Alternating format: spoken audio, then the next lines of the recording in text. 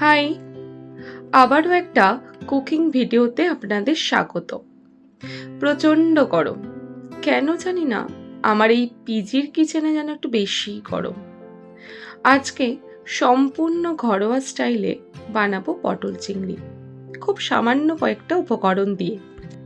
তো আগেই আমি কিছুটা পেঁয়াজ কেটে নিয়েছিলাম, আদা এবং রসুনও হালকা পাতলা পেস্ট করে রেখেছি, টমেটোও পেস্ট করে নিয়েছি, পটলগুলো বেশ হালকা একটু বড় করে কেটে নিয়েছি।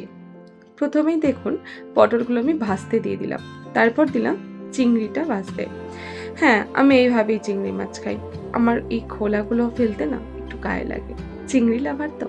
তো যাই হোক, কড়াইয়ের মধ্যে 5 ফোড়ন, তেজপাতা ফোড়ন দিয়ে রসুনটা দিয়ে দিলাম, আর দিলাম পেঁয়াজ, ও হ্যাঁ, একটা শুকনো লঙ্কাও কিন্তু দিয়েছি। এবার মশলাটা খুব ভালো করে আমরা কষিয়ে নেব। পেঁয়াজটা একটু ভাজা হয়ে গেলে তার মধ্যে আমরা চিনিটা দিয়ে দেব, আর দিয়ে দেব টমেটো পেস্টটা। তারপর আবারও কিছুক্ষণ নাড়াচাড়া করে তার মধ্যে হলুদ গুঁড়ো, জিরে গুঁড়ো, ধনে গুঁড়ো এগুলো এক এক করে দিয়ে দেব। খুব বেশি মশলা দেব না, এই তিনটেই যত সামান্য মশলা দিয়ে দেব।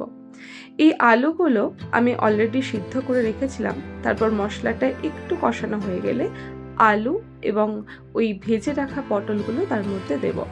তারপর একটা জল এবং একটা শুকনো লঙ্কা আর পরিমাণ মতো লবণ দিয়ে কয়েক মিনিটের জন্য ফুটিয়ে নেব।